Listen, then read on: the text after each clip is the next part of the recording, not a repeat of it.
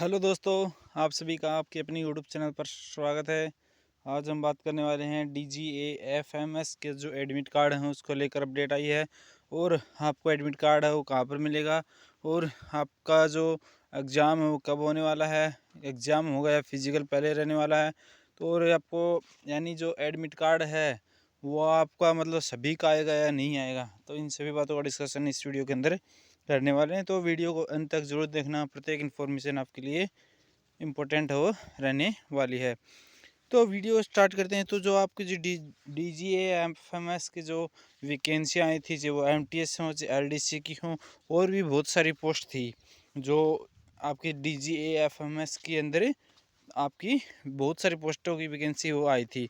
तो आपको सर्वप्रथम ऑफिशियल जो नोटिफिकेशन था वो है वो दिखाते हैं।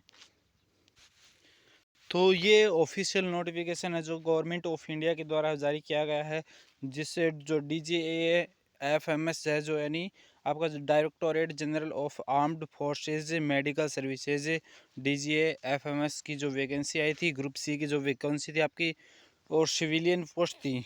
ठीक है, तो आप ये सभी जो पोस्ट हैं वो देख सकते हैं, चाहे आपके अकाउंटेंट की हो, स्टेनोग्राफर की हो, LDC की हो, स्टोर कीपर की हो, फोटोग्राफर की हो, फायरमैन की हो, कुक की हो, लैब अटेंडेंट की हो, चाहे आपकी MTS की हो, चाहे ट्रेड्समैन मेट की हो, वाशरमैन की हो, चाहे कारपेंटर एंड जॉइनर की हो, या टिन स्मिथ की हो। ठीक है, तो इन सभी की जो वैकेंसी वो आई थी। और आपकी जो क्वालिफ़िकेशन आप देख सकते हैं, ये आपकी क्वालिफ़िकेशन थी।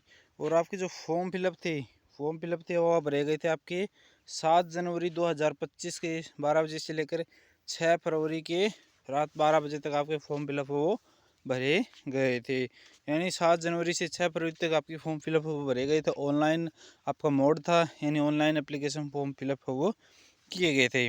ठीक है, तो आपकी बात करें अगर एडमिट कार्ड की और आपकी जो एग्ज़ाम डेट की है, तो उन्होंने इस नोटिफिकेशन में पहले ही क्लियर कर दिया है कि जो आपका जो एग्ज़ाम है या तो फरवरी लास्ट के अंदर रहेगा, या आपका मार्च फर्स्ट वीक के अंदर वो रहने वाला है। ठीक है, तो आपका जो इसके अंदर है, आपका जो एग्ज़ाम होगा, ठीक है, वो यानी उन्होंने पहले ही डिक्लेयर कर रखा है कि आपका पहले आपका रिटन एग्ज़ाम होगा, फिर उसके बाद है वो स्किल टेस्ट है वो रहने वाला है। ठीक है, यानी पहले आपका एग्ज़ाम कंडक्ट करवाया जाएगा, फिर उसके बाद है वो आपका जो स्किल टेस्ट वगैरह हैं, जैसे फायरमैन में फिजिकल हैं, तो उसके बाद है वो कंडक्ट है वो करवाया जाएगा। तो फिर नेक्स्ट बात करें आपकी मोड ऑफ सिलेक्शन, यानी जो सिलेक्शन प्रोसेस है वो रहने वाला है आपका सभी पोस्टों के लिए सेम प्रोसेस है वो रहने वाला है।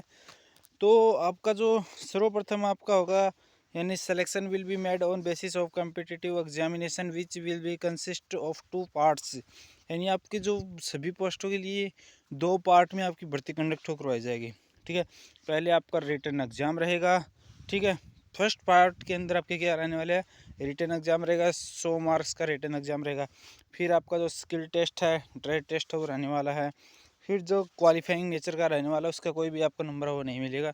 और सेकंड जो पार्ट है उसमें the written test will be consist of multiple choice question of. ठीक है, तो यानी जिन्होंने मल्टीपल चॉइस से फिलअप की थी ना, है ना, यानी जिन बच्चों ने कई चॉइस यानी अपनी क्वालिफिकेशन के अनुसार उन्होंने अपनी चॉइस और फिलअप की थी, तो उनकी आपके जो पेपर हैं वो अलग अलग कंडक्ट करवाए जाएंगे। ठीक है, और आपके जो क्या क्या सब्जेक्ट आने वाले हैं, जनरल इंटेलिजेंस, रीजनिंग आएगी, मैथ आएगी, जीके जीएस आएगा, और इंग्लिश आने वाली है। ठीक है, तो रिटन फिर थर्ड पॉइंट आपका रिटन एग्जामिनेशन विल बी 2 घंटे का आपका रिटन एग्जामिनेशन रहने वाला है। The standard of written test will be based on the minimum education qualification prescribed for the post. Question will be in English and Hindi language only.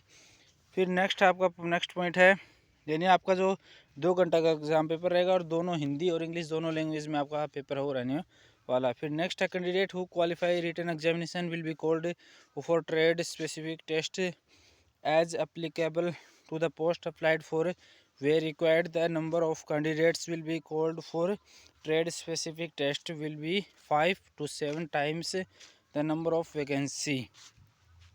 यानी जो बच्चे यानी मानकर चलो जो रिटन एग्जाम क्लियर कर देंगे ना, उसके 5 गुना या 7 गुना बच्चों को वो यानी जो स्किल टेस्ट है, ट्रेड टेस्ट है, उसके लिए बुलाएंगे। ठीक है, तो यानी जितने बच्चे वो रिटन एग्ज़ाम में पास करेंगे ना, उसके 5-7 गुने ही बच्चे हैं वो आपके स्किल टेस्ट या ट्रेड टेस्ट के लिए बुलाए जाएंगे।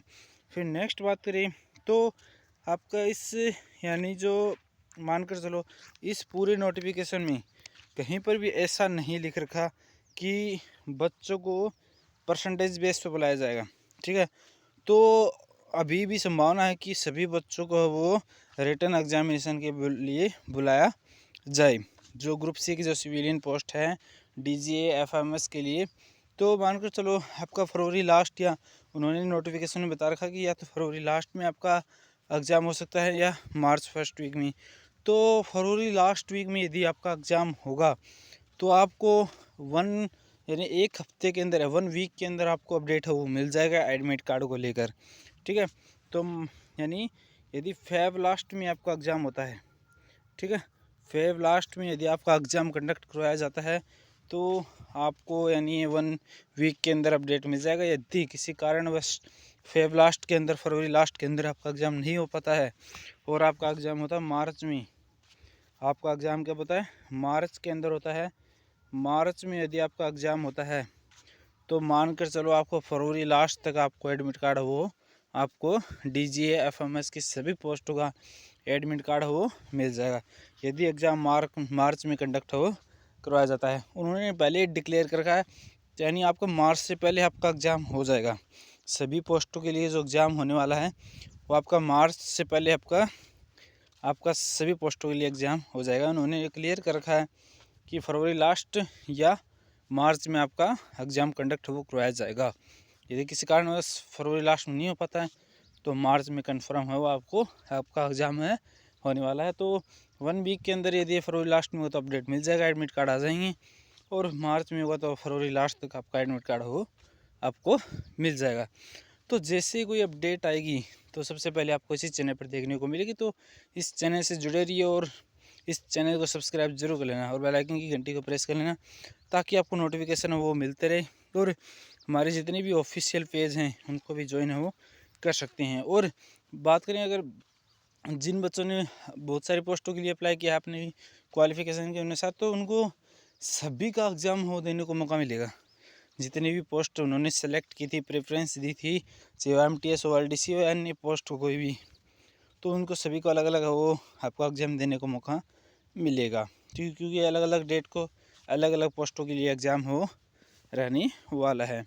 ठीक है, तो एडमिट कार्ड भी आपको जल्दी मिल जाएगा। और इसमें नए ही इस एडमिट कार्ड में लिख रखा है कि परसेंटेज बेस पे छटनी करने के बाद आपका एग्ज़ाम होगा, ऐसा कहीं पर भी नहीं लिख रखा है। तो चांस है कि सभी बच्चों को इसमें मौका मिल सकता है, सभी के एडमिट कार्ड है वो इसमें आ सकते हैं। तो जैसे कोई अपडेट आएगी तो सबसे पहले इसी चैनल पर आपको देखने को मिलेगी। तो इस वीडियो को ज़्यादा से ज़्यादा शेयर करें और इस चैनल को सब्सक्राइब ज़रूर कर लें। थैंक यू एंड जय हिंद।